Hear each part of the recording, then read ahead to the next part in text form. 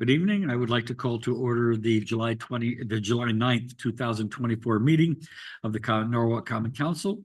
If you will please rise and join me in pledging allegiance to our nation's flag. Pledge allegiance to the flag of the United States of America, and to the republic for which it stands, one nation, under God, indivisible, with liberty and justice for all. Thank you. Ms. Dixon, if you please call the roll. Present. Mr. Goldstein, Here. Mr. Lopez, Here. Ms. Najolski Eichner, Present. Ms. Smith, Here. Ms. Ayers, Mr. Seed, Mr. Wiggins, Here. Ms. Young, Here. Ms. McMurray, Here. Ms. Murray, Here. Ms. Dunn, Here. Mr. Sutton, Present. Mr. Frere, Here. Ms. Shanahan, Here. Ms. Ayers, Mr. Seed. We have 13 at roll call. We have a quorum. So, Thank you. We're getting some feedback on those computers, some of them. Can You, you hear I heard something. Yeah, I'm not getting any now. you hear it? Maybe if, maybe your mic should be off. I don't know. Not on audio. Okay, Whatever. we'll see if we can repair that. Next item on the agenda is the acceptance of the regular meeting of June 25th, 2024. Do I have a motion? Ms. Smith? And are there any corrections, deletions, or omissions?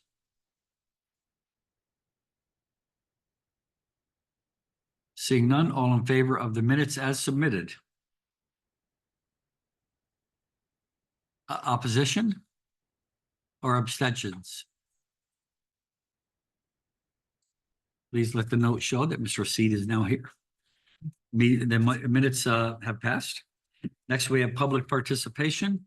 Is there anybody in the audience that wishes to address the council? If you do, we have a sign-in sheet. If you come up and sign your name. James, is there anybody online that wishes to address the council? Yes, Rich Bonifant. Mr. Bonifant, Evening, you can hear me, right? we can hear you. Okay, thanks. First off, I got to apologize to Councilman Wiggins. I spelt his name wrong on the council portrait, and I fixed it, and I dropped off a better copy with the same frame. So apologies there. Item 7B under Public Works, where you're getting a grant, or you're applying for a grant for heavy duty trucks or something. The only thing is my free advice to council people is you want to know what your end of the bargain is first, because typically people don't give you free money without you making your end of some kind of bargain. And will there be future restrictions about what kinds of vehicles you can buy if you agree to take the grant? But I'm not privy to the application, so we'll let it go at that. And item number under Public Works, items, I guess I'm talking to 7 and 8 under the contract. I believe from my experience, I'm going to the dump, that you are paying for a lot of tonnage that's unauthorized, because very rarely do I see anybody checking for the pass, the disposable pass on their dashboard or anything like that. I see people pulling up with no credential on the front thing and just dumping their garbage. But I guess in the long run, if you tried to crack down on that, you see a lot of garbage in the street. So, anyway, be aware of those kind of things that think that a lot of people not paying for a dump permit or haven't registered their car in Norwalk, and they're driving up there and nobody's checking it. Okay, just want to say that, and thank you very much. Thank you, Mr. Bonifant. James, is there anybody else that wishes to address the council? Deanna Christopher.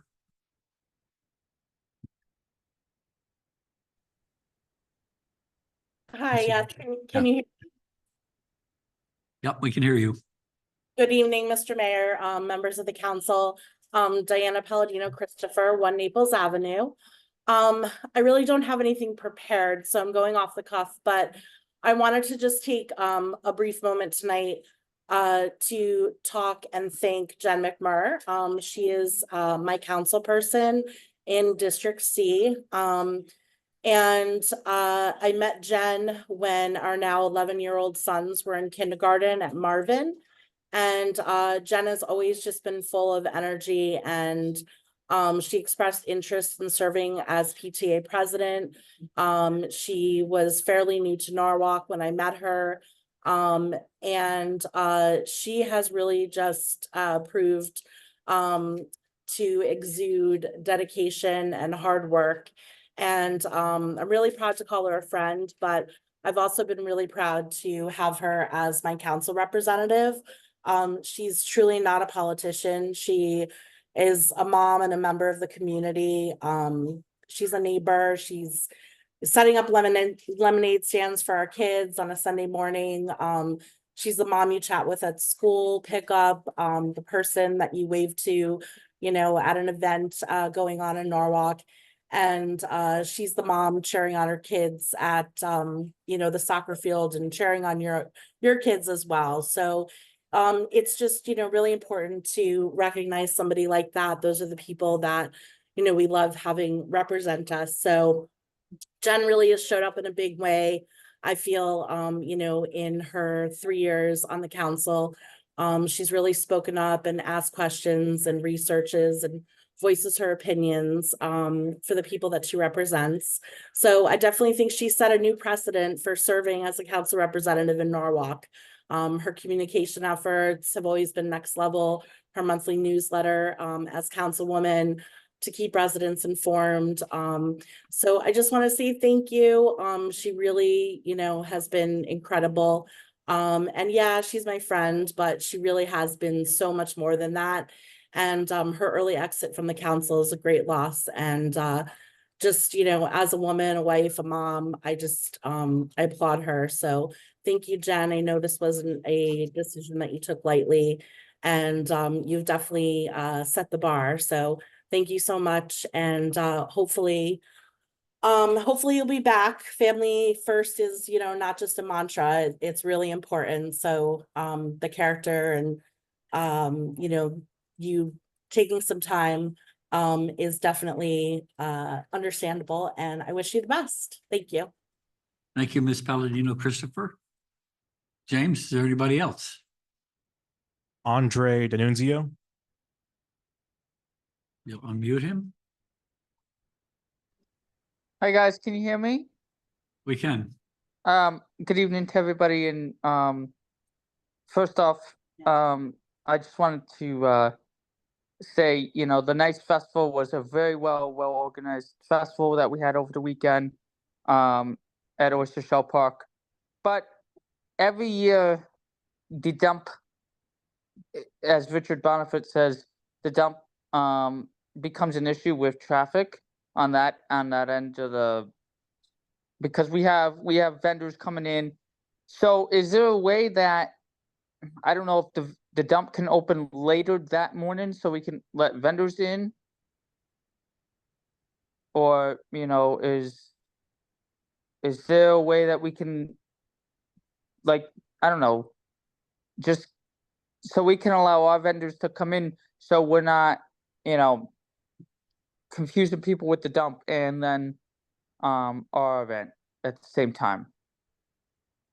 That's all I've got to say to that. Thank you, Mr. D'Annunzio. Anybody else, James? If you wish to address the council at this time, please raise your hand electronically.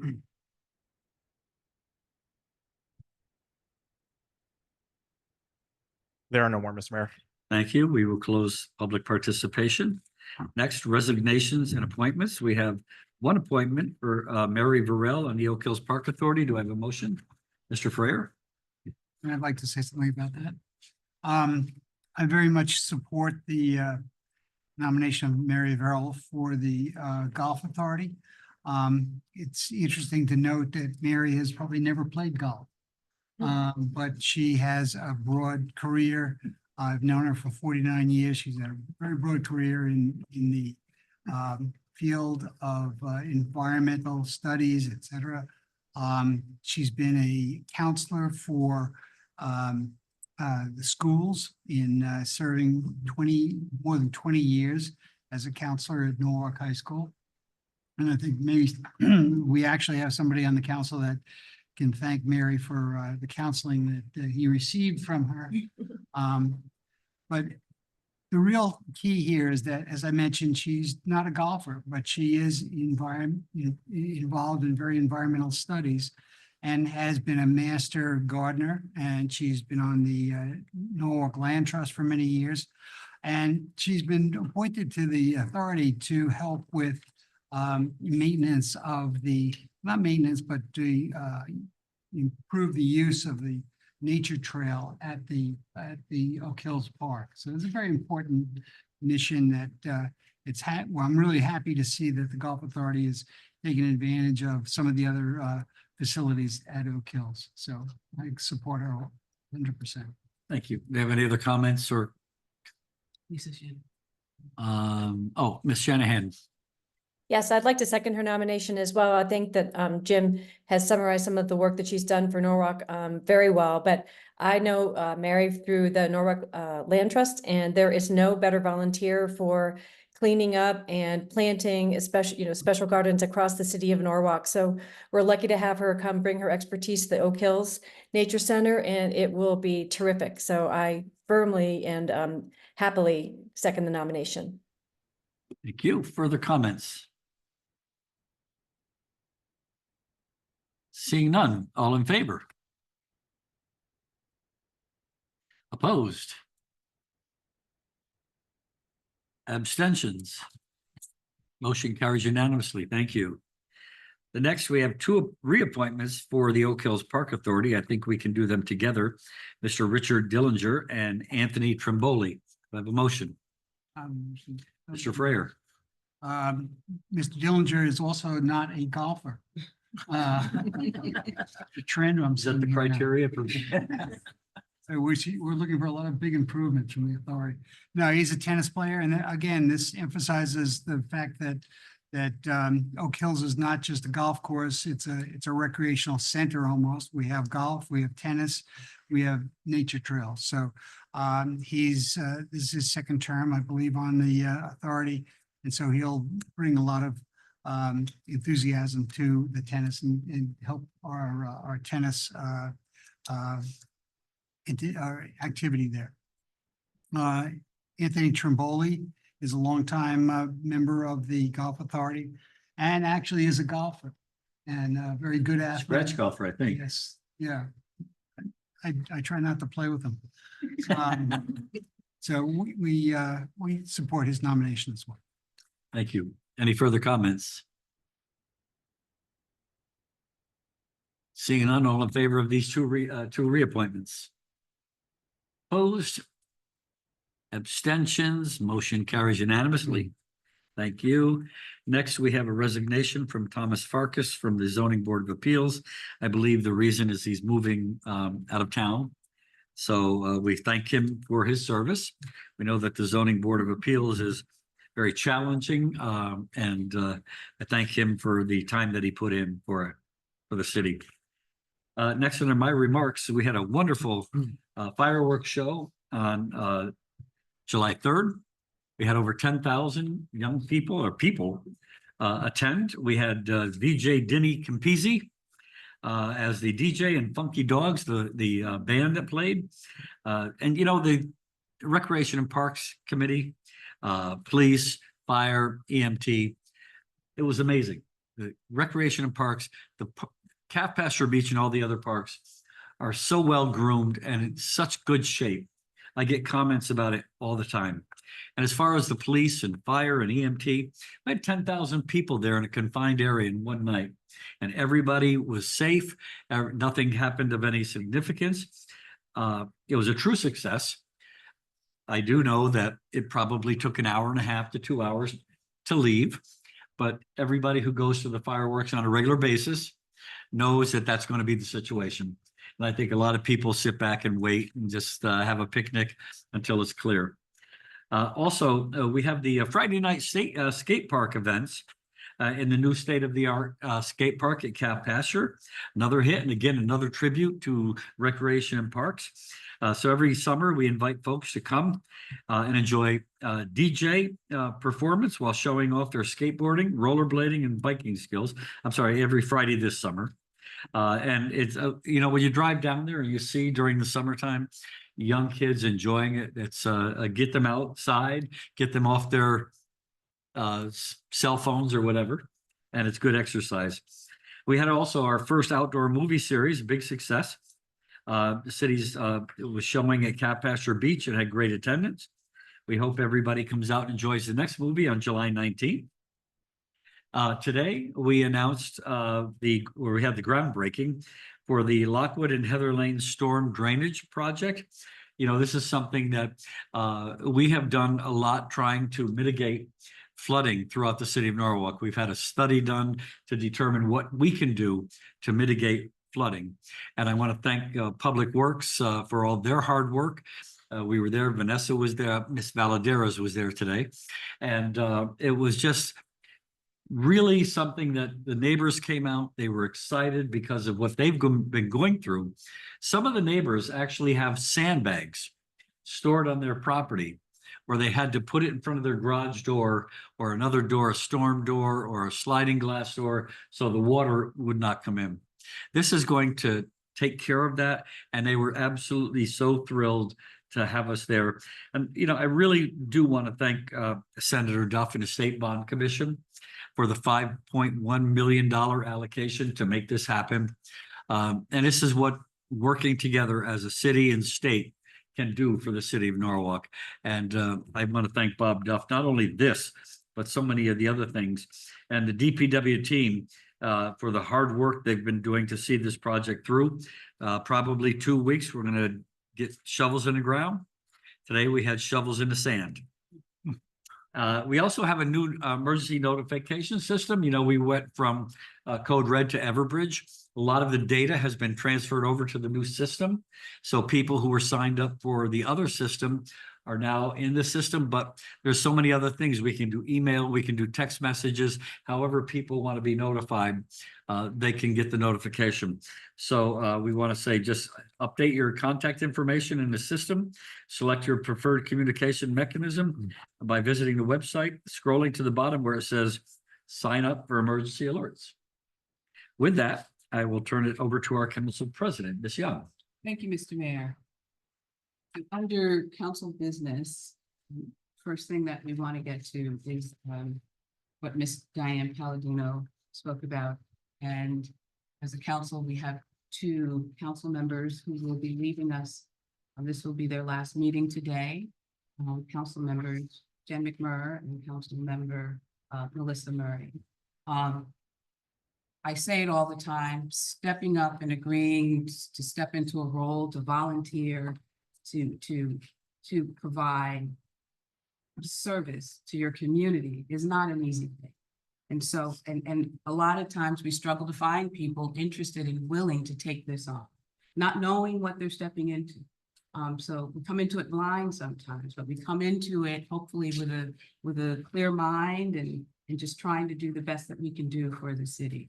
And I have to say that in the time that Ms. Murray, this is your second term, and out of that came our first newsletter, because you had mentioned that, I believe, the first time that you were on, you asked that question: can we find a way to communicate more with our constituents, with the community, about the things that we were doing? And so that newsletter did come up, and we finally got to that. And I have to say thank you, because that's what we need to be doing. Things that are innovative, trying to be a little bit more transparent, communicating with our residents and giving them an opportunity to know what it is that we're doing.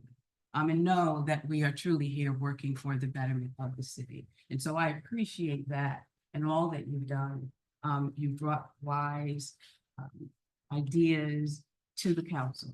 And that's what a lot of this is about. We have to challenge ourselves because we come from different perspectives, right? Different lifestyles. And so we bring different visions and opportunity. And so I appreciate you for that. And I understand how difficult of a choice this is, but as Ms. Palladino said, family comes first, and we always know that. And your lovely family is here right now to support you, are here. And so that speaks volumes to who you are as a person.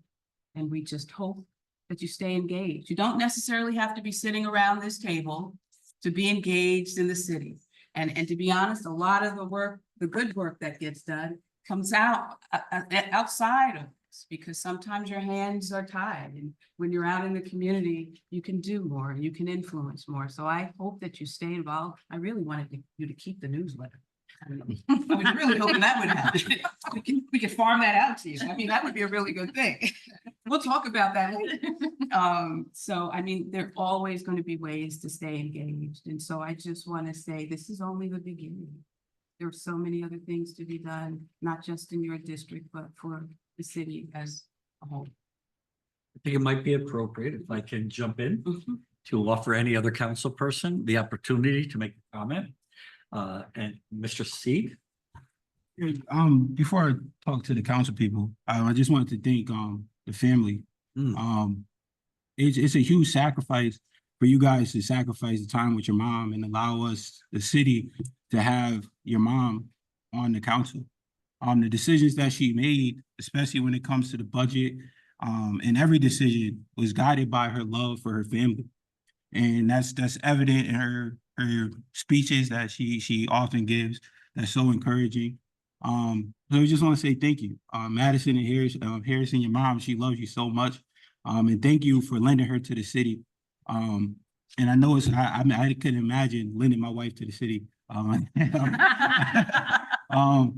I know she's kind of happy to get me out of the house, but thank you guys.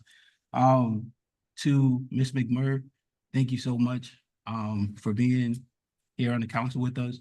It's been an honor to serve under you with public safety, and you've been such a big help for my first term, and so it's helpful. So thank you so much for your passion, and Ms. Murray, and also thank you, Dan. He's great. Thank you, Ms. Murray, for being here. One of the freshman council here, and really helped really with the transition, and really happy to spend time with you. But also thank you, and look forward to you still being involved in the city.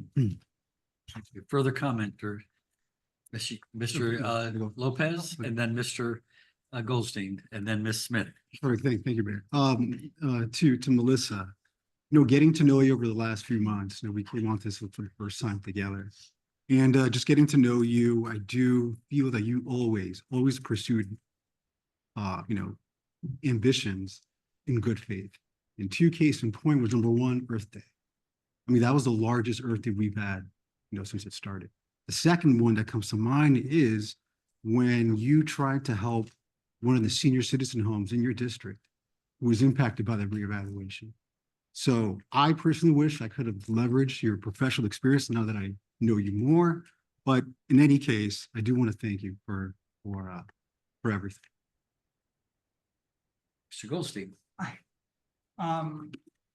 It's obviously it's a tragedy for us. It's bittersweet in that, two people are leaving us today, but I just want to, Jen, we came in at the same time.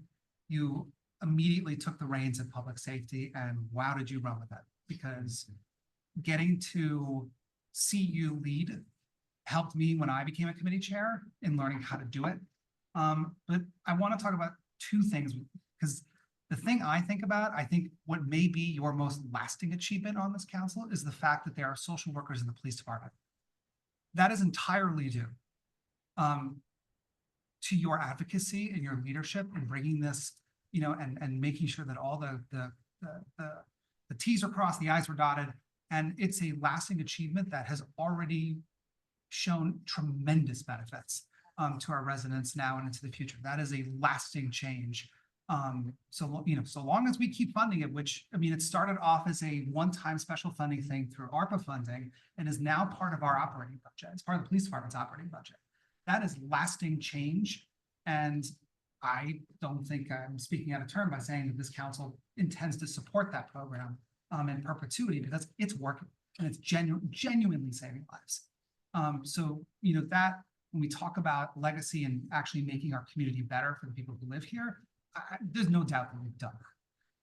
I also think that you're someone who is deeply practical and who, and in times both, you know, can say something funny and, you know, and have sort of a funny offhand conversation, but also, I mean, I think about in times of crisis. I mean, earlier, just a few months ago when the horrible incident at the bridge, the Fairfield Avenue Bridge happened, you were the person who was tapped in with all the emergency management personnel and was telling us and keeping us up to date on what was going on so we could properly inform all of us who were getting texts and, you know, getting reached out by our constituents. So you have served this community very well. You should know that. And I'm grateful for the chance to have gotten to serve with you.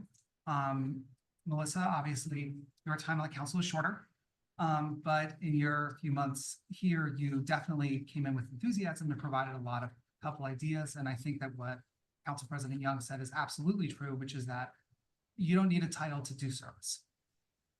You know, service, everyone, as this is the Martin Luther King quote, everyone can be great because everyone can serve.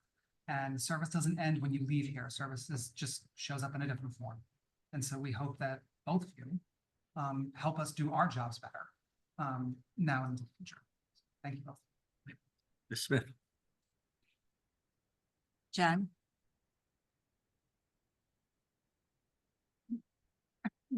Why you? I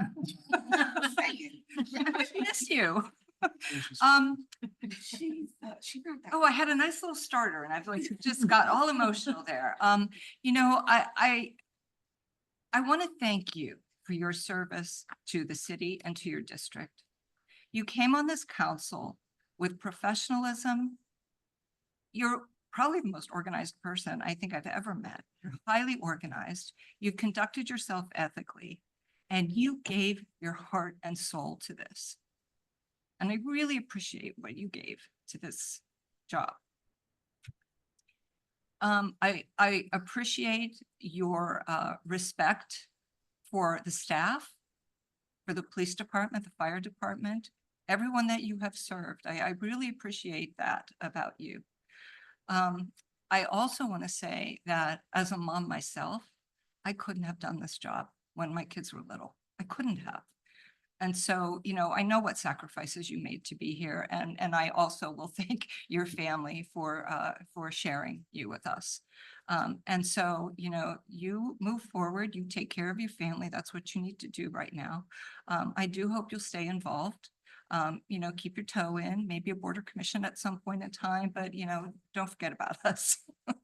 Oh, yeah, okay. In the future, right? Something that's not as demanding as this is, but I will miss you very much. And thank you so much. Melissa, it was short. You know, you did come into this with a lot of enthusiasm, and I hope that you'll take that enthusiasm and you know, spread it around elsewhere and do good. And thanks for being here.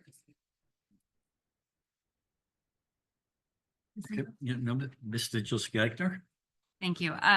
I just want to echo my colleagues and thanking Jen for your leadership, your deep dedication to your district, your endless, as Barbara said, your endless organization, your endless ability to track constituent concerns and requests and circle back to them 3 months later and make sure that we really are following up and following through. I've learned a lot from you in any number of ways. And I really appreciate your love for the city.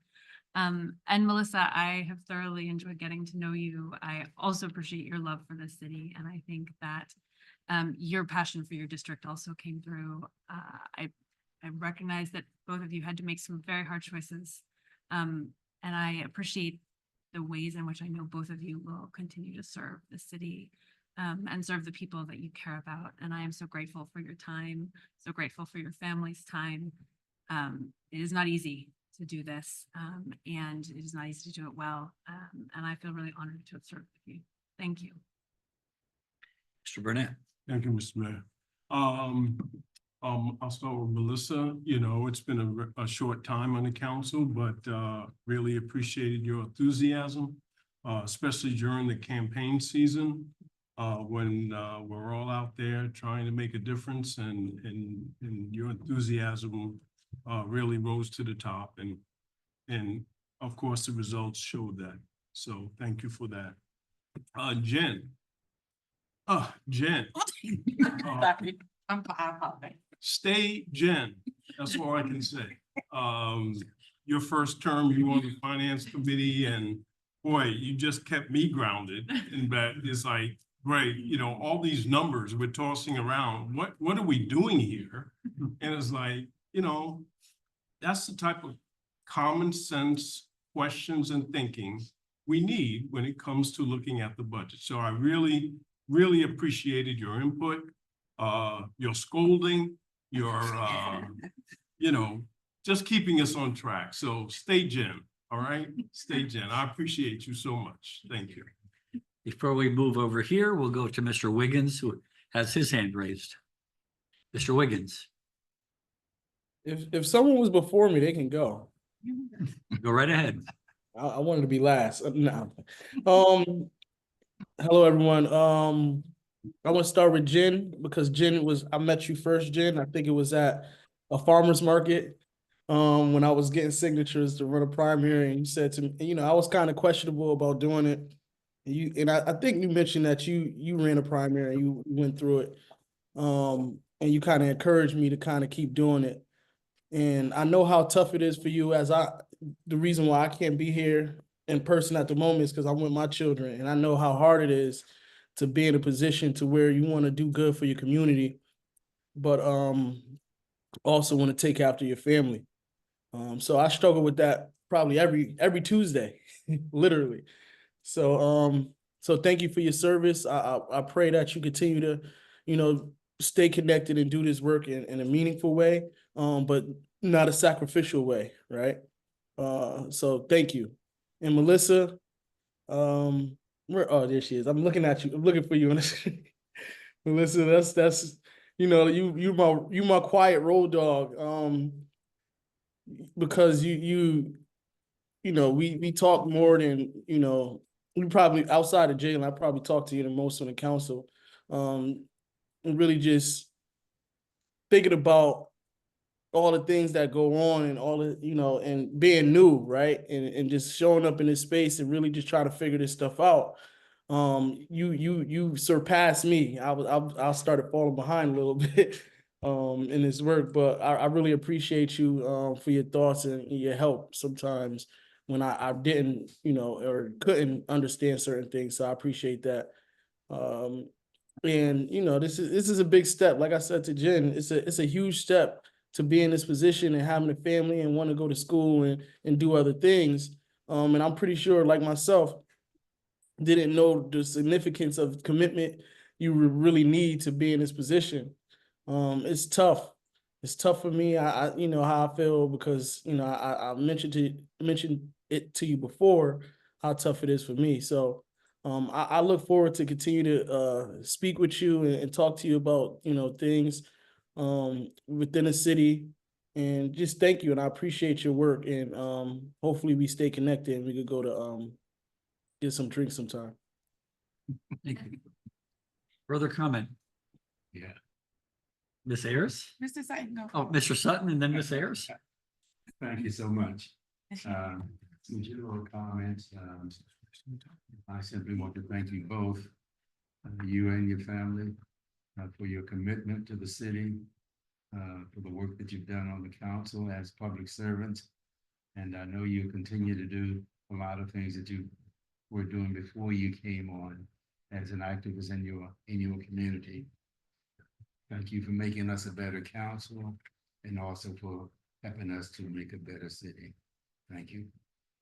Thank you. Ms. Ayers?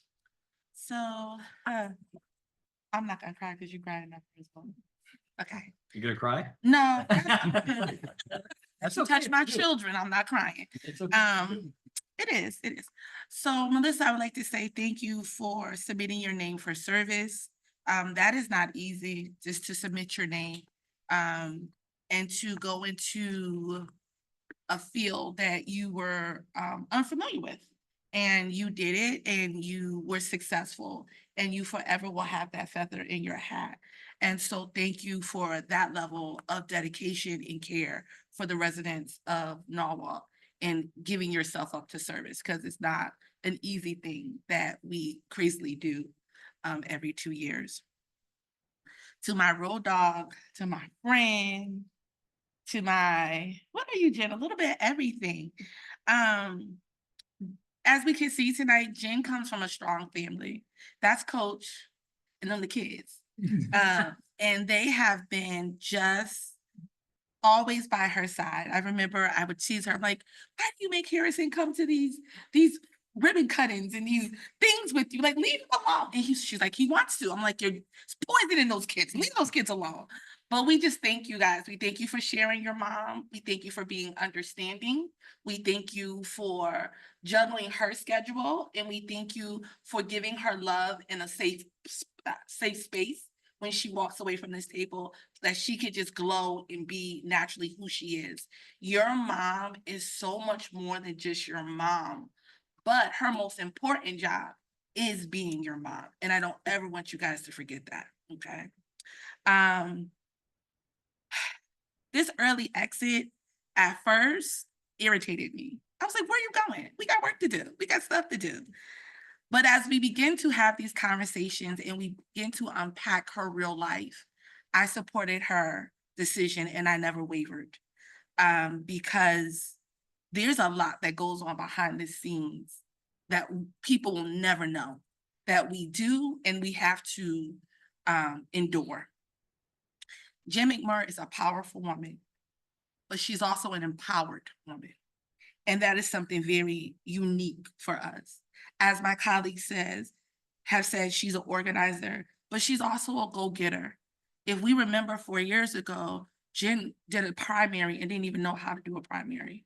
And she taught herself, she campaigned, her literature looked better than the rest of our literature. We were like, where did this woman come from? And I didn't know her. I admired her from afar. And she was given the committee that went away to die. We were like, public service, what is that? But she took that committee, she took public safety and made it be an important committee and made the chiefs, both the fire and the police, made them have a space where they could be heard and we could work diligently to get some of their things done. And I know they might not be here, but I know they are gonna miss you. And they're gonna miss your advocacy for them. And they're gonna miss those hard conversations that they had with you. And on behalf of them, I have to say thank you. I'm not gonna miss you because you're my friend. So same rules apply. When I call, don't let it ring more than twice. Pick up the phone. Same rules apply, okay? Okay. To my colleagues, you know, we do a lot of things good. But when we lose people of the magnitude and the quality of Jen McMurray, even if it's for family relations, we got to think of how we're doing our job and if we're doing it the best that we can do it. Because we can't lose too many more good people. We have so much work to do in this city. And I just want to thank you for your service. Thank you for being my friend. Thank you for always being my plus one. I'm the reason you didn't have to go, Coach, because I was always the plus one. You're welcome. Thank you for the long conversations. Thank you for the cricket projects. Thank you for our PTA talks, because we both were PTA moms when we came onto this council. And just thank you for doing this job every day with a pure heart and doing this job every day to make sure that today was better than yesterday. Not only for your household, but for every household in this city. And your legacy will live long and high because you did the work. You did the work. And you should be very proud. Okay? Told you I was very proud. Ms. Shanahan.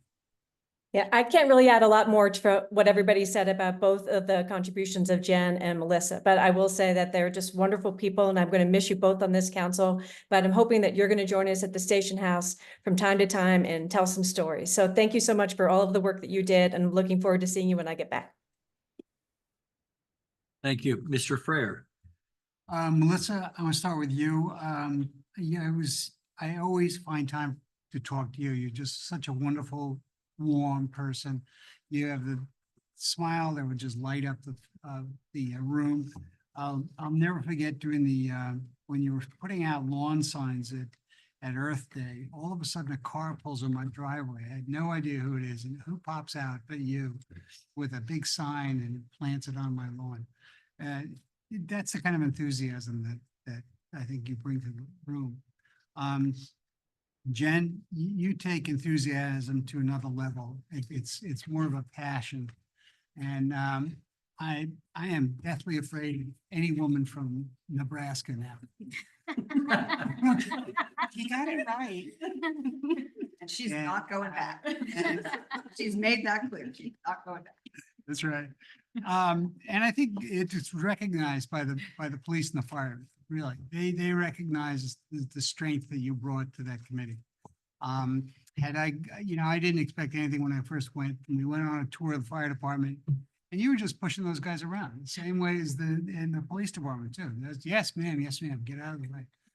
So I will really miss you. I think you've kicked the newsletter off great. You were aggressive about going out and getting information from people and getting back and saying, thank you very much for that information. Feedback is really great. It helps move along. So good luck. Have fun. Mayor, So Mayor, I forgot to say something about Melissa because I. No, you go right ahead. One by one, I can't let that pass. So very quickly, I know everyone has said it, your time here has been short, but your impact has been felt. And it just is really about the enthusiasm that you bring to projects. You come up with ideas. If we're talking about something, you've done that research and you've tried to move things along in a positive way. And so I just have to let you know that I really do appreciate that. And it comes from a real genuine place of wanting to help. And that comes across very clearly to me.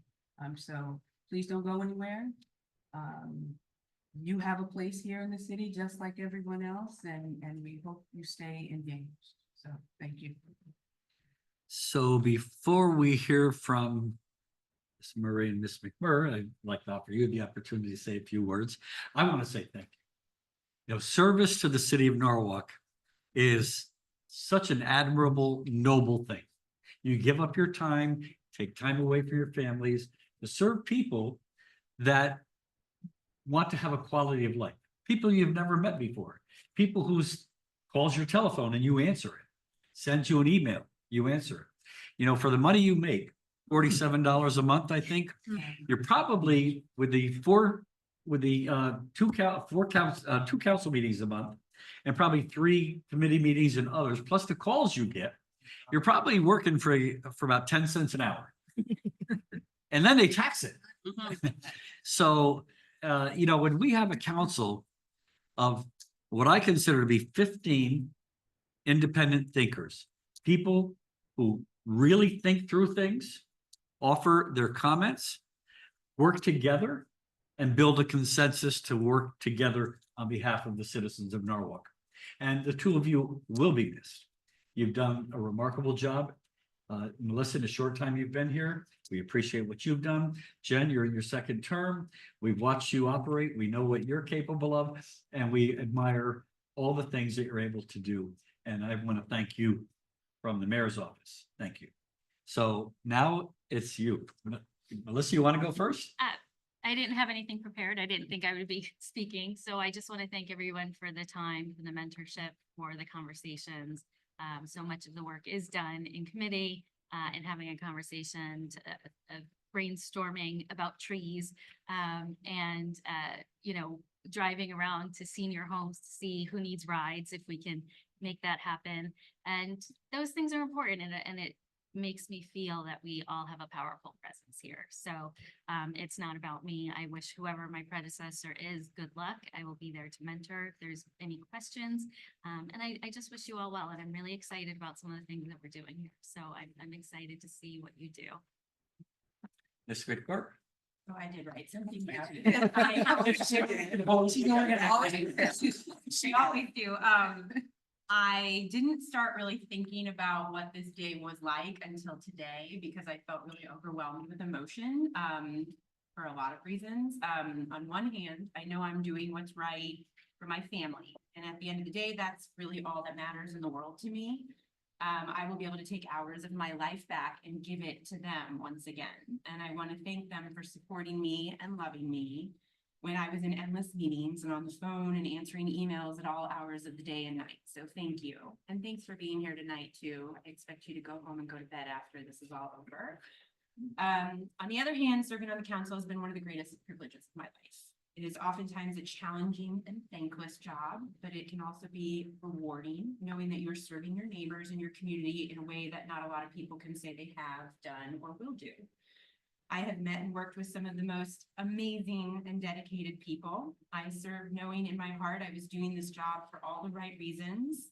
I always reminded myself of my why for getting involved, and that was to give back to my community and make it a little bit better than when I started. I hope those who voted for me, supported me over the past 3+ years feel that it's true. I want to thank everyone I've worked with in City Hall, here on the council and on the previous council. We may not always see eye to eye, we often don't, but respect, professionalism, and kindness goes a long way. And dad jokes, talking about the Knicks and my lack of basketball knowledge, for that matter, and our kids and grandkids doesn't hurt either. At the end of the day, we all have stepped up to serve our community, and that should be respected. Thank you for your service, for teaching me along the way, and for the experience. We live in a great city, and a lot of times sitting in the seat, you hear a lot of the negative things, not the positive. My promise to you is I'm going to continue to promote the positive things and people as much as I can after I leave the seat. I will be cheering you all on from the sidelines. And don't be surprised if I show up in the galley for public comment or on a Zoom meeting, or you get a text or an email from me. I just can't help myself. I want to say a special thank you to the Public Safety Committee and staff. The first day I met the fire and police chiefs, they had to be thinking, what the heck does this person know about public safety and why is she heading up our committee? I thought the same thing. But I made you all promise that I would listen, learn as much as I could, and support you however I could. Let it out. Let it flow. I hope you feel I held up my end of the promise. So proud of the work we've done together. Sorry, guys. And I'm so thankful for the job that you do for us every day. To wrap things up, I promise I'm being quick. There are people who I've met in this position who have made me a better person, who I look up to and are stronger than you can imagine. You know who you are, and I want you to continue to shine bright. Thank you.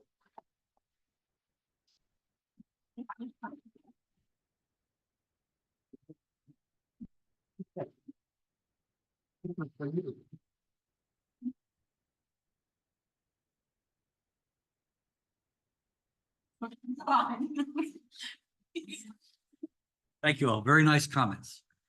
Ms. Young, back to you. Okay, I don't know what we do. I'm gonna, can we go home after that? This is, so we're gonna move on to the consent calendar, and Council Member Johan Lopez will be reading. Thank you. A, Public Safety and General Government. Number 1, authorize Mayor Harry W. Rilling to execute a contract with Civic Plus for the purchase of Civic Clerk. Agenda and Meeting Management, select a software product for initial 1-year term at a cost of $13,008. The annual recurring cost of $16,706, subject to a 5% annual increase on a sole source basis, account number noted. B, Public Works. B1, authorize the mayor to execute any and all necessary documents necessary to accept 0.0122 acre stormwater drainage easement over 7-9 Glenwood Avenue, Norwalk from Glenwood Avenue LLC.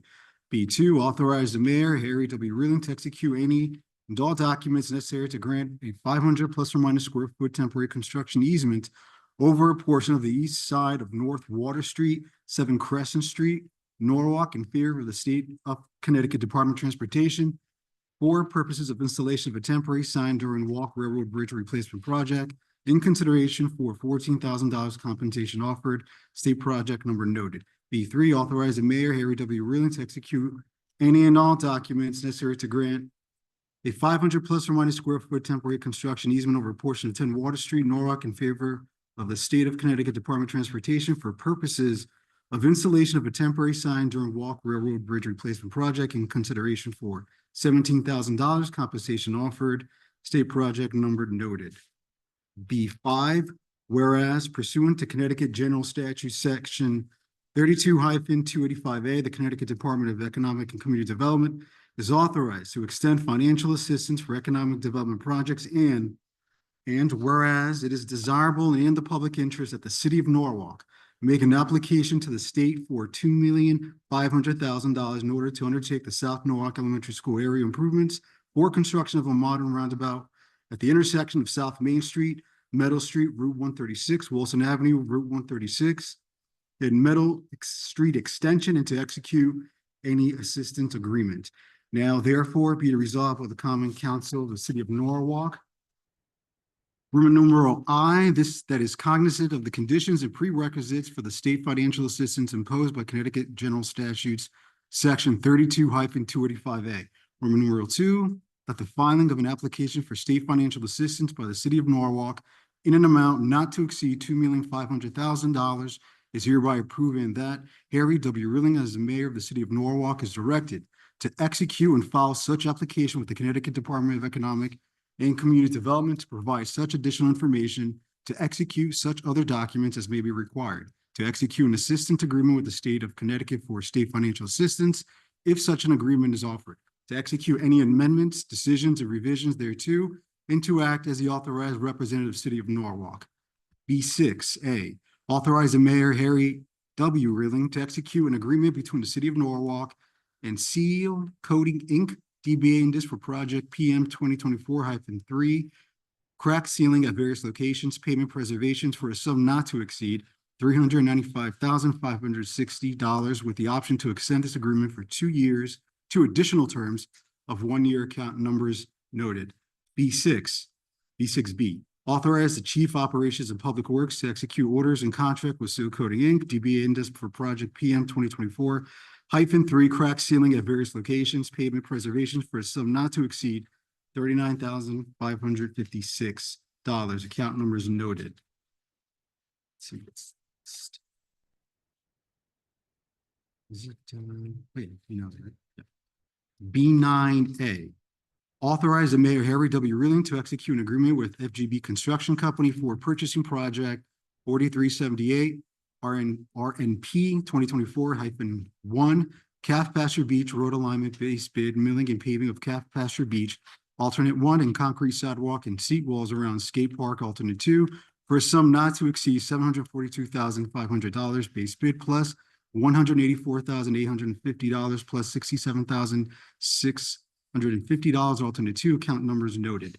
B9B, authorize the Chief of Operations and Public Works to execute orders on contract with FGB Construction Company for purchasing project 4378 RMP 2024-1, Calf Pasture Beach Road Alignment Base Bid Milling and Pavement of Calf Pasture Beach, Alternate 1, and concrete sidewalk and seat walls around Skate Park, Alternate 2, for a sum not to exceed $99,500. Account numbers noted.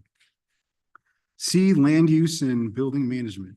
1, authorize the mayor, Harry W. Reeling, to execute an amendment and to the financial assistance agreement with Lockwood Matthews Mansion Museum to allocate an additional $3 million for the LMMM improvement project. Funds are available for the 2024-2025 capital budget, account number to be established. C2A, authorize the mayor, Harry W. Reeling, to execute an agreement with 4U LLC for the Animal Control Facilities Improvement Project for a total not to exceed $184,300. Funds are available from account noted. 2B, 2AB, authorize the Office of Building Management to issue change orders on the contract for a total not to exceed $18,430. Funds are available from account number noted. 3, authorize the mayor, Harry W. Reeling, to execute a 5-year agreement with security specialist a division of Alert Systems LLC for security monitoring services at Norwalk Health Department for a total annual cost of $468. Account number noted.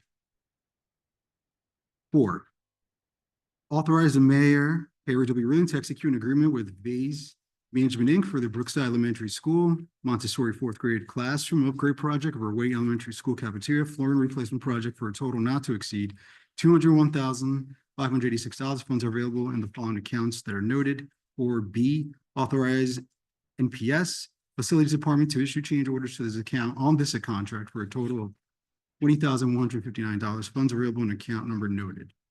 And I believe this concludes the consent calendar. Thank you, Councilmember Lopez. Sorry, the consent calendar, all in favor? Opposed, abstentions, I think that's unanimous. Thank you. Thank you. Mr. Frayer, 7B4. 7B4, I'd like to move 7B4, authorize the mayor, Harry W. Rilling, and/or Chief of Operations and Public Works to execute any and all agreements, documents, instruments, and amendments thereto may be necessary for the city of Norwalk to apply and receive grant funds from the Environmental Protection Agency, EPA, through its Clean Heavy Duty Vehicles Grant Program, EPA-R-OAR-CHDV-24-06.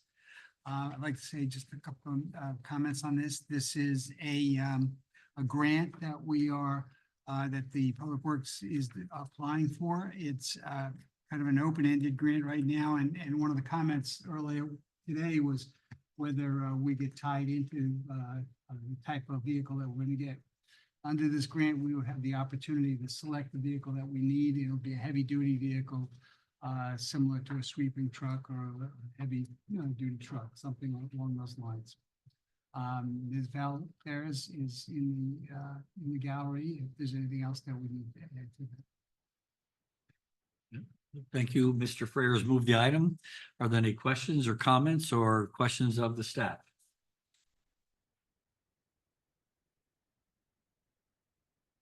I couldn't see it. This is Jill Skagner. Just very briefly, I just want to applaud Public Works for continuing to really look for ways that we can be more energy efficient, that we can be, that we can utilize electric vehicles, even for our heavy duty trucks. This is a conversation that I know has been ongoing for many years, trying to figure out what the department can do to both manage climate change and also really achieve its goals and building our streets and sweeping up. And I'm appreciative of your commitment to pursuing this. So thank you. Thank you. Further questions or concerns or comments? Seeing none. All in favor?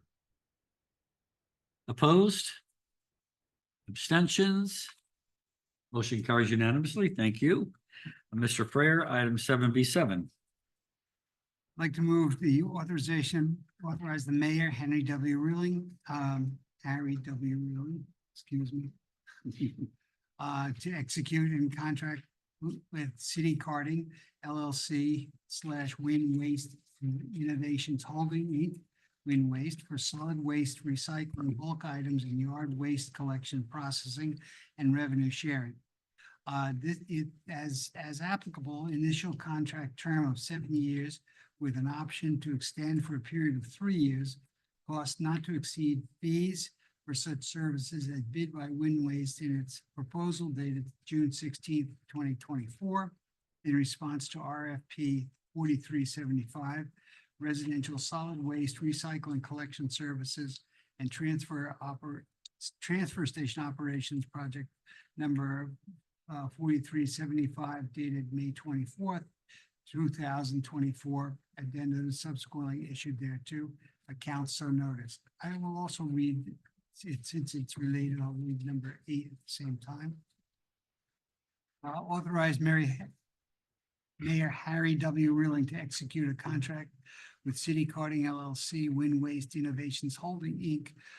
for transfer station operations, transport, disposal service, special projects, the services as applicable, initial contract term of 7 years with one option to extend for a period of 3 years, cost not to exceed fees for such services as bid by Wind Waste in its proposal dated June 16th, 2024, in response to RFP 4375, Residential Solid Waste and Recycling Collection Services and Transfer Station Operations Project Number 4375 dated May 24th, 2024, and addendums subsequently issued thereto, accounts so noted. And I'd like to just. say- Mr. Frears, move the items. Yes, I move the items. I'd like to say something about it. Absolutely. This item authorizes, these two items authorize the mayor to negotiate a contract with Wind Waste for the collection, processing, and revenue sharing of solid waste, recycling, bulk items, and yard waste at a cost that's less than to what we're paying today, an approximately 6% decrease for the solid waste and recycling combined. The cost quoted for the second item, the transfer station operations, is essentially the same as the current charges that we're looking at today. Wind Waste submitted a response to the RFP of more than 300 pages, which included improvements to the current process, educational programs to reduce waste and costs, to scale up the operations to accommodate the number of residents taking advantage of curbside pickup. Ms. Valderas and her team has a presentation that will explain many of the benefits of this better than I can. I'd also like to say that as we discuss this item tonight, you will hear from several members of the council who will offer their opinion that the process of selecting Wind Waste was flawed. They believe that it has been more than, they believe that it could have been more transparent, and there should have been more of a strategic plan in place before the RFP was circulated.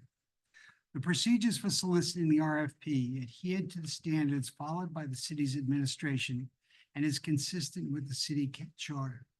The RFP was a collaborative effort, not only by the Public Works Department, but the General Counsel of Risk Management and the Purchasing Department, along with a consultant, NewGen, that was hired by Public Works. While I agree that improvements to the process can be made, denying the approval of this contract tonight is not the appropriate time. I want to congratulate Mrs. Valadares and her team, Chris Torr and Tom Zabo, Susan Connor from the Purchasing Department, who all worked extremely hard to secure a contract bid which will improve the city's waste management and will also save the taxpayers money. At this time, I'd like to turn it over to Ms. Valderas to give us a presentation on the strategy for the future. Ms. Valadares, you have the floor. Thank you. Good evening, everyone. It's always a pleasure to come here and address you guys in person. I appreciate the opportunity. I put together a few slides, and the reason for that is that I'm not lucky enough to have all of you at the Public Works Committee. I did a similar presentation last month.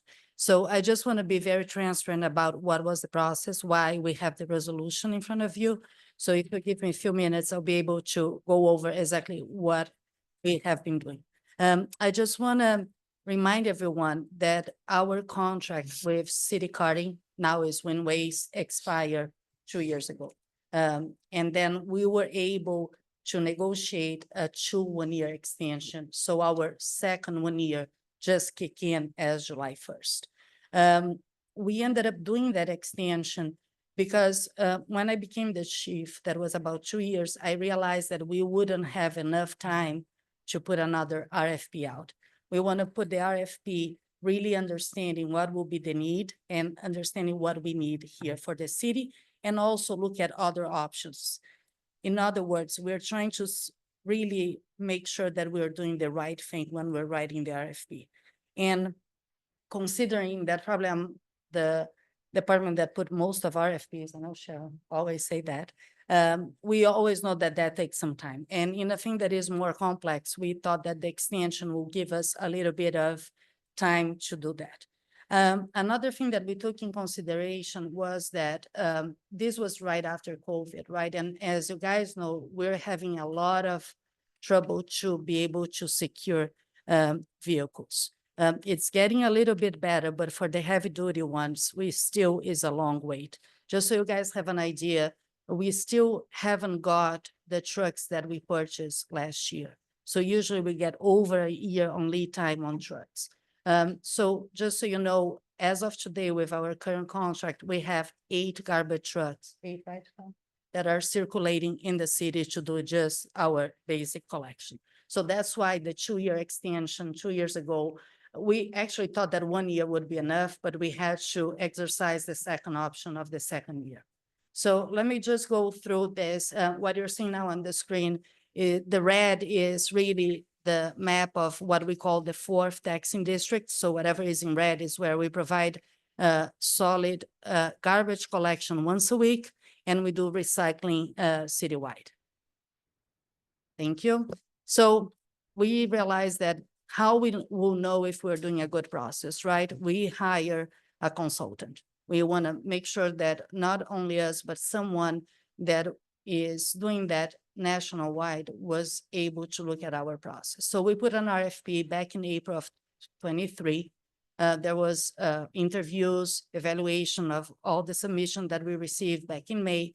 In June, early June, we went in front of Public Works to approve New Gen's contract, came in front of council on June 13. And in August, right, first week of August, we didn't want to lose time. We have our first kickoff with New Gen. Thank you. So, sorry, I was just having a hard time just to read at the top. Thank you. So I'm just going to go over what was the tasks that we have with New Gen. So based on that contract, we have pretty much 2 tasks with them. The first one was for them to assist with our strategic plan. So what does that mean? We want to know if what we are doing is the right thing, if we can do it better, and what will be our midterm and long-term plan. And that can apply to a lot of things. And again, there was a big shift on the cost of dealing with solid waste in the past few years, particularly because of the change of the recycling market. So just so you know, and for those that have been really looking at the Public Works operating budget, we had an increase of $1 million 3 years ago because of that shift. So we want to see how we can, again, do it better, understand, and try to see how other communities on the same size were doing. So that was one of their tasks, and they are still finalizing that. Because the second task, I'm going to just ask you, James, to go to the other slide, and then we're going to come back to this one. So on the second one, their task was to really help us with the procurement process. So that was the whole procurement process that we have to do to first, when we try to understand everything that we're doing, we will issue the RFP for the procurement. And if you don't mind, go back to the other one. You will see as what we are calling their task 1.51 is where we are pausing our strategic plan to be able to get some cost. So let me just go back from the beginning of the table. So what we did, right, as beginning of those tasks. First, we did a project initiation and did the kickoff meeting that, as I mentioned, happened last August. And then we start coming up with a plan and a baseline understanding what we needed to do. Meanwhile, there was also an advisory committee that we put together, and we met 3 times with them. We also was able to reach out to some stakeholders and some private haulers. And I have on the side of the screen the dates when that happened. So there was a lot of information that even for us as staff, I must admit, we didn't know. Tom is here, and we put him on the routes to make sure that we are really, what were the routes? Is there anything that we are missing? Are we doing something beyond that we shouldn't be doing? So there was, and it took months to do this. As you can see, August of last year was our kickoff meeting. Then we were able to identify some potential changes to our regular plan, right? And all that was discussed with the advisory committee with the support of New Gen. And New Gen was always comparing and bringing to us some suggestions based on what other communities throughout the country was doing. And we put the name of those communities on the side, so you guys can always refer to it. So there are some that are local because we didn't just want to go nationwide. We know that sometimes if we just go look at other areas, the West Coast may have totally different needs that will not gonna meet ours. So besides going to communities that are about the same size, we try to focus also in some towns that were in Connecticut. So, and what we did was, we identify what would be some potential changes and we evaluate them if we would do. So then is when this RFP process started and we start writing. So as of now, and I want to emphasize that we didn't do any major changing on the RFP based on the service that we are doing. But this with the numbers that came back, now New Gen will be able to finalize the plan and come up with our midterm and long-term plan. So if you don't mind, go up to 2 slides. So what we put on this RFP, and I think this is very crucial for everyone to understand the part of it. If you see the first column, we're saying what is our current collection service. And on the next one is what we're proposing on the RFP. So garbage, as I mentioned, we collected once a week within manually. This is very important, that word manually. Manually means that we have the old truck with 2 guys working in the back. That is extremely expensive. We have a lot of workers' comp and the insurance for that is extremely high. So that was definitely one of the things that we were able to identify right at the beginning that could be improved, okay? So when we go to garbage on the second column, what did we put under the RFP? We are making everyone now to have a card. So the card, all of you that receives recycle pickup, you have already that blue bin. Now we're gonna get another one. I think it's great, the color that we pick, black, I don't remember. That is exactly for that. So what does that do? Now we can use automated or semi-automated truck to be able to pick up that. We are not enforcing on the RFP that whoever will gonna be the vendor have to use that truck. But because we wanna make it very competitive to everyone. But as soon as you establish that you're gonna say that you're gonna have the carts, they know that they can use automated trucks. So now it's up to them how they're gonna provide the service. And on this RFP, what ended up happening is that we are seeing as of the proposed fleet, we're getting 2 automated trucks. And right away, there was a huge difference on the price of the solid waste garbage. So without changing anything, just the cards, we were able to go back and almost shave that $1 million that we have been seeing as an increase. So when we go back to recycling, oh, I'm sorry, there is one other item there that we already added to the RFP. Again, as I said, we are just planting the seed for the future on this RFP. So what we are considering here is if we wanna expand the solid waste collection throughout the entire city, right? So how can you guys vote if this is good? You're gonna ask me one question, how much will cost us, right? You wanna know how much will cost to really do a solid waste collection throughout the city. If you ask me that 2 months ago, I'd say, I do not know. And it's true, we couldn't figure it out that number. Now, the way that we were able to do the RFP, we came up with a unit price for each house. So we already have that price. And what will happen is that after that, and that's why we put in the contract that there is a potential to expand this contract citywide on solid collection if you approve. So pending common council approval, we can extend solid waste starting as July 27. Why 2 years, right? Why not right away? Because we believe that whoever was gonna be on board right away will need some time to do the transition. We didn't know who was gonna bid on this. And again, we're trying to attract a lot of people to bid on it. So we believe that 2 years even if we're getting somebody that would be new, would take them 2 years to really understand the routes, maybe change routes, propose something new. And then we think that we could extend those other units after 2 years. Just to give an idea about numbers, as of now, we collect 17,500 units.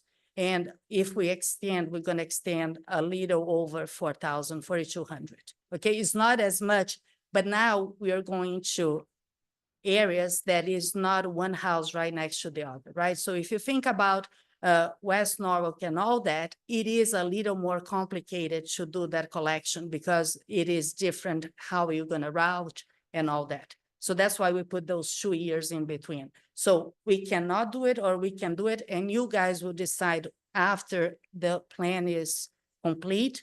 We'll have public input and we'll come here again for approval. So recycling, no changes on the recycling because we're really doing exactly the same thing. Yard waste. So we have been hearing a lot that we actually do the yard waste ourselves. We have how many trucks? 2 trucks at Public Works, and we do yard waste and also we do bulky waste. So we want to try to get a price to see if we make it as a third party would be cheaper for us. So that's why we request the yard waste price, again, with the option to expand to the whole city, because you get yard waste collection if you're within the 4th district today. And the same with bulky waste. Bulky waste, we started as a pilot program. It has been increased a lot. We have tomorrow, right, is that we have I think we have 192 stops. 160, the last one was 190, right? Yeah, I know, I had the 190. So we have 160 stops, and we have our crew that instead of doing something else, they're gonna be collecting that. So we wanna see how much would the price for that, because it may make more sense to add to somebody else's contract and have our public works guys still continuing to trimming some trees, sidelines, potholes and all that. So that's why we put the price for that. I just want to call also for what was something. So in other words, there is not really major changes on the baseline of how we're doing the service, but the way that we get the prices and we spec the RFP, it should be able to, in the future, be able to expand. And also we are asking, we have a 7-year term with an option to extend another 3 years. So why this 10 years term?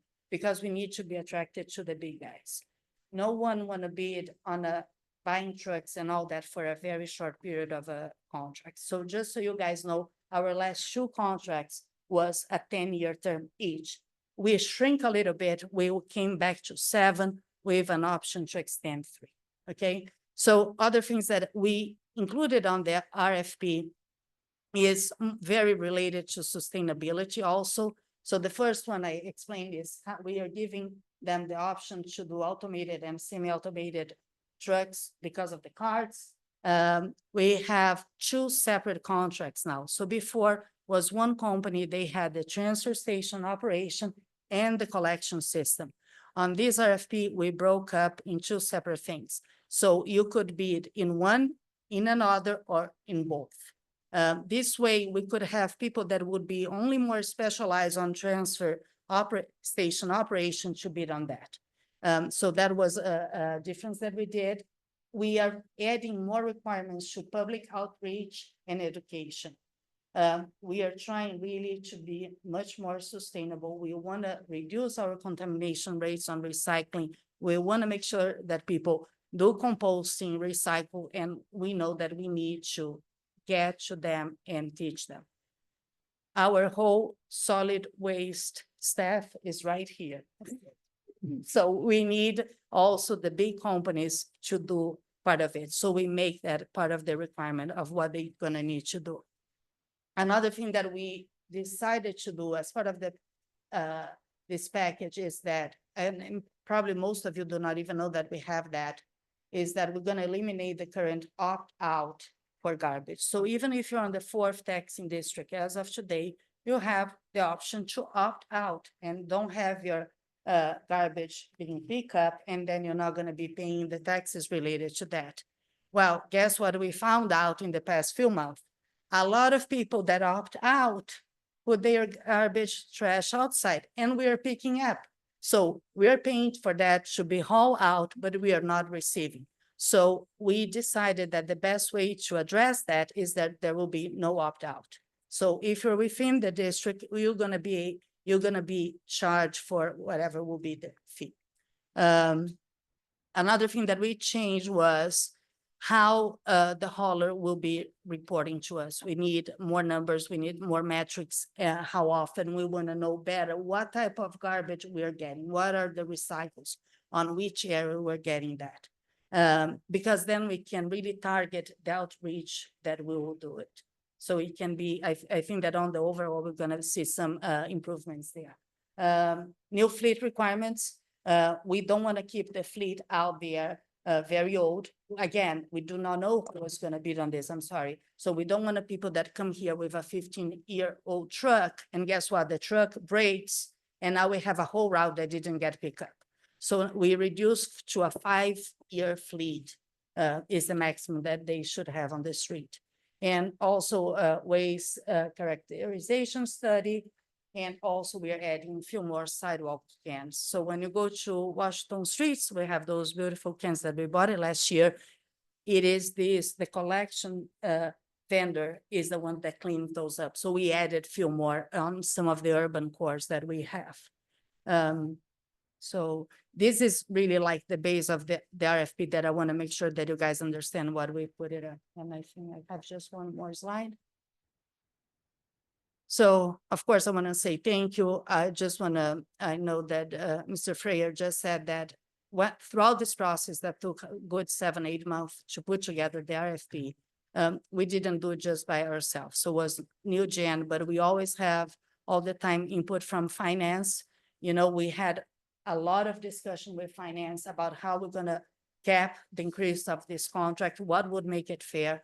We also had legal about all the part about the agreement itself, purchasing, DPW, mayor's office, taxing district. We talked to 6 taxing districts to see if they would like to be included on it as well. We heard their concerns, and of course, elected official and community stakeholders.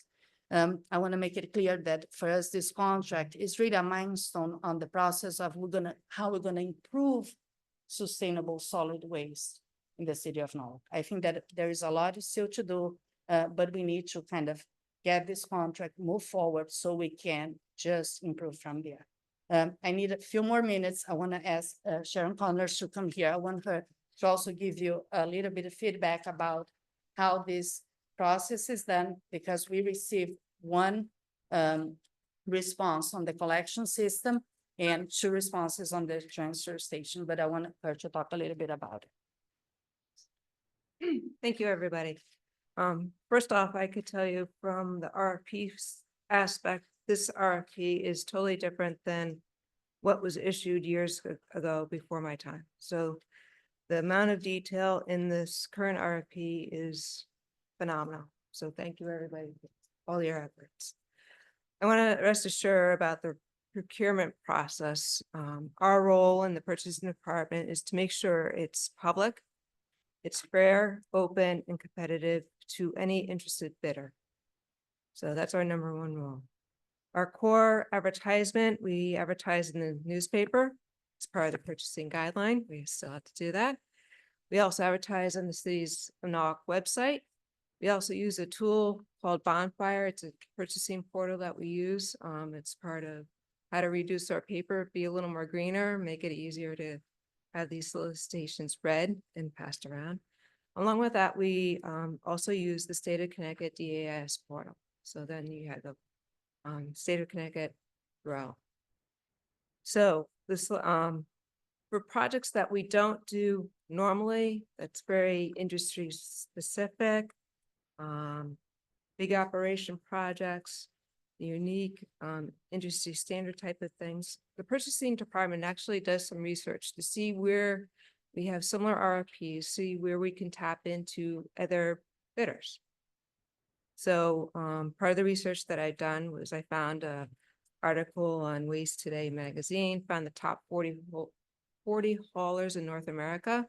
So I took the top 10 and reached out to those haulers.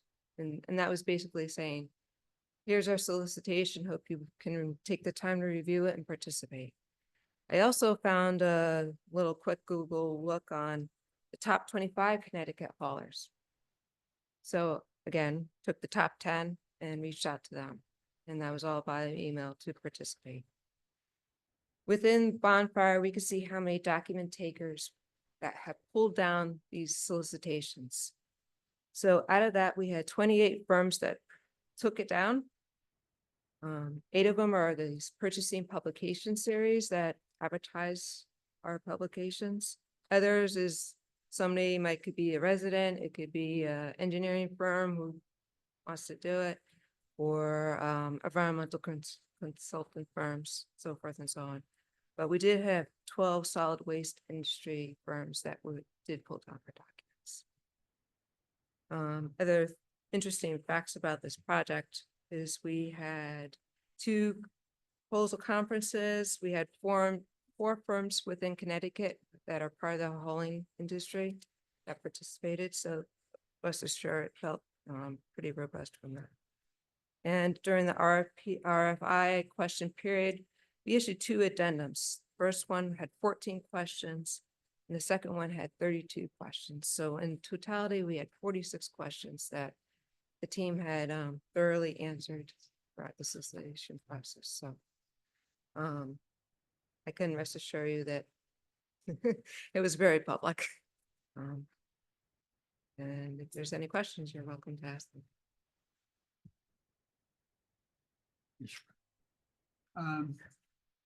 Could you just elaborate a little bit on, were you concerned when we only got 1 response? The interesting thing, when we advertised it on Bonfire, I put it on as I don't see who's submitting proposals. And I would say yes and no. What I learned a lot through the consultant in our public works team, there are not a lot of places that you could take the waste and move it elsewhere. You have to have special permits. So even if it was an outside firm, they would have to be able to bring this stuff somewhere. And the good thing about it, we had no idea who was coming in, who was going to participate. It was all blind. So you never know. Sometimes you get a lot of participation, sometimes you don't. But we did a valid effort to make sure that there was enough public outreach so that we can get as much active participation as possible. But you never know if a firm might have already locked in certain contracts. It does take a big switch to take a operation like this size. Vanessa did talk about the trucks. We are still dealing with the long lead times of vehicles. And people power. That's the other challenge that I think we all know from wherever our roles are, is that if somebody new came in, or they still may keep the staff or hire more staff to do what everybody has to do. So you weren't concerned there was only 1 No. final bidder? It can happen. Okay. Any questions of Ms. Smith? Yeah, Vanessa, first I'd like to thank you. Something that I have learned working with you on the Public Works Committee and in my time chairing is you are always looking to do things better. How can we do things better? How can we, you always look at the most efficient way to spend taxpayer dollars, and you really take that seriously. So I want to thank you for that commitment to our residents and to our taxpayers. I would like Actually, Chris, I'm gonna, just thank you so much for your work and for, what a great job you do with operations. You had explained in the Public Works Committee a little bit about why you thought that some of the other haulers that you expected to see proposals from didn't submit. So I just kind of like to hear what you thought. Hello, Chris Doherty, Operations, Public Works. Some of the bigger companies, Oak Ridge and USA, we thought would bid on the contract, but neither one of those companies has their own facility to process MSW or recycling. Wind Waste has their own recycling processing plant in Stanford and their own burn energy plant in Bridgeport that our garbage gets taken to. None of our garbage gets taken to a landfill. So Oak Ridge did reach out to Wind Waste in this process to see what they would charge them to process the garbage. And Wind Waste, of course, said, we have no capacity because they wanted the contract themselves. That's kind of in a nutshell of, you can say maybe they cornered the market. I don't know. But they were the only bidder. They've been a good partner of ours for the last 20 years. Just so you guys know a little bit, things that aren't said. Whenever a new resident moves to the city and an old resident takes the cart, the recycling cart, Wind Waste is obligated to bring a new cart. And we should get a bill for $68 for that cart. Now they're $78. And we've never gotten one bill in 20 years for any carts that were broken, damaged, stolen, anything in the process. We get very few complaints on Wind Waste, and the complaints we get are usually when they don't pick up the garbage before 3:30, they have a truck break or staffing issues. It is hard to find staff to run the back of a garbage truck these days. Can I just ask another question? Could you just explain to the council here exactly how the recycling and trash get moved? In other words, those trucks that pick up our trash in our neighborhoods don't go to Bridgeport and don't go to Stanford. Just explain. No, so when your curbside garbage is picked up, collected, it goes over our transfer station scale so we can weigh it and we have an accurate number. And then it goes into a compactor at our site. We have 3 into trailers, and then it's trailered by Wind Waste to their plant in Bridgeport.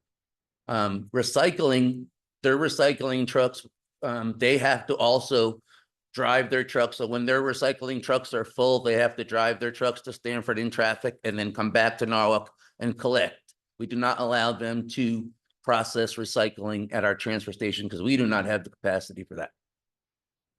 So the facilities being almost next door in Stanford and almost next door in Bridgeport facilitate Wind Waste being the favored supplier, really. Yes. Okay. Further questions? None? Mr. Nichols-Geiger? Thank you. And I don't have a questions. I really appreciate the amount of information and detail that you've provided. I really appreciate the questions that you've answered. As I will not, we've spent significant time discussing this already, but I will just note that I will be a no vote on this contract, and not because I don't think you've done excellent work on it. As we've discussed, I think it would have been best served by finishing the strategic planning process before we went out to RFP. I think that there are significant and interesting questions that you've raised. I really appreciate Ms. Valderas, the amount of time you've put into thinking about how collection works in our city. And I think that we have a real opportunities to do things better. As you have articulated, there's a number of different paths we might consider. And I personally feel like we would have been better served by making some more of those decisions before we committed to an RFP. But I appreciate the process. I appreciate the work.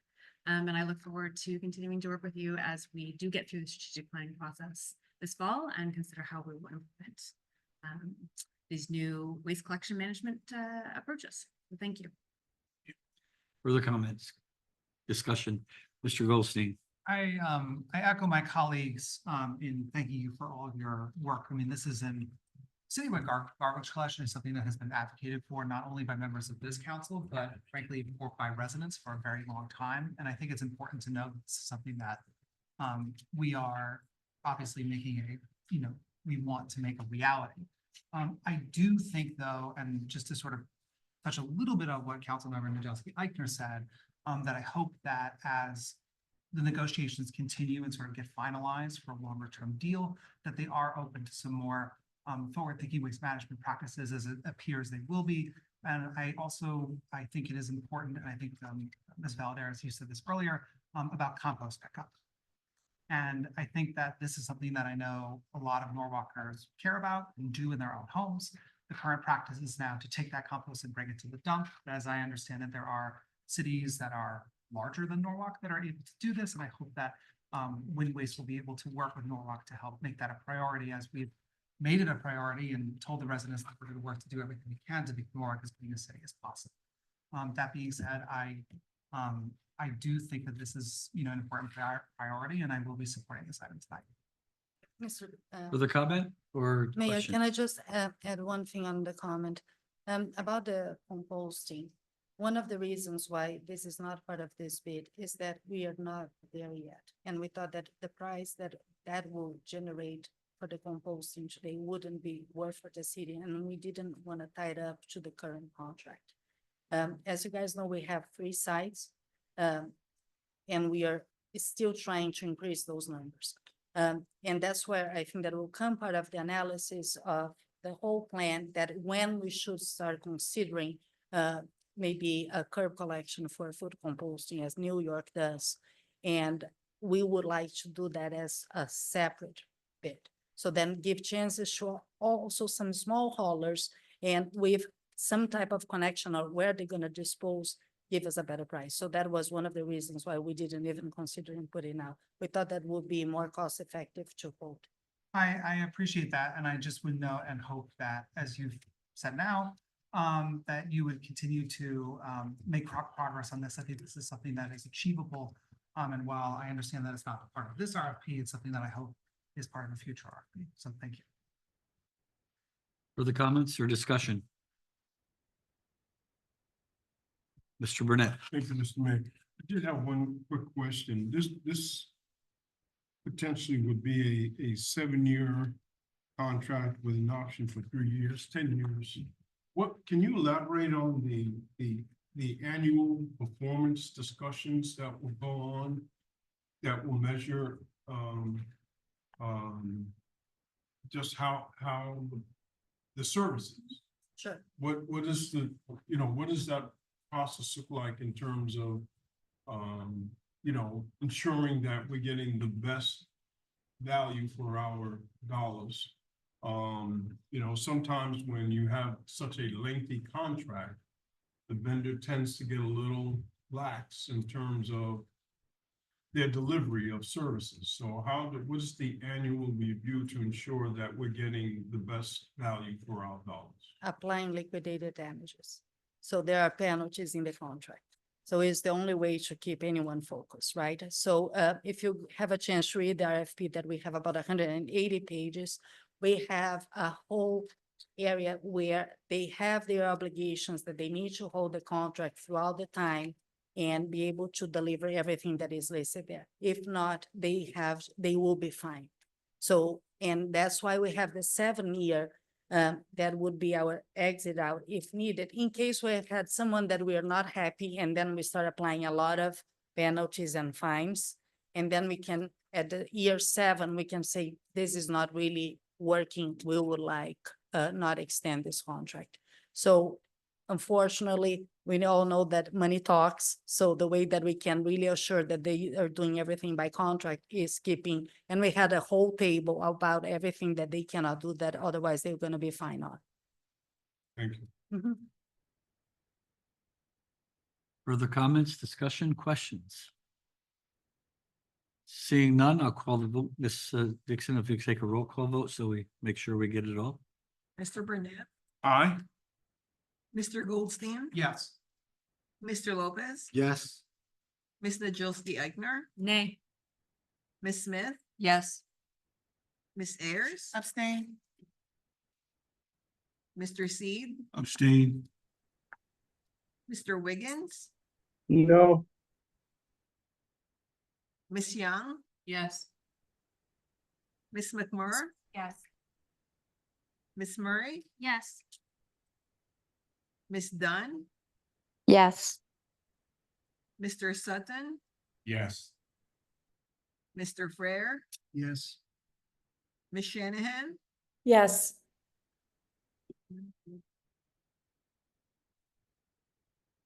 we have 11 yeas, 2 nays, and 2 abstentions. So the motion carries 11 yes, 2 no, and 2 abstentions. Motion carries. Thank you. Ms. Shanahan. Motion to adjourn. Okay, there's a motion to adjourn. All in favor? Opposed? Abstentions? We are adjourned at 9:09. Thank you.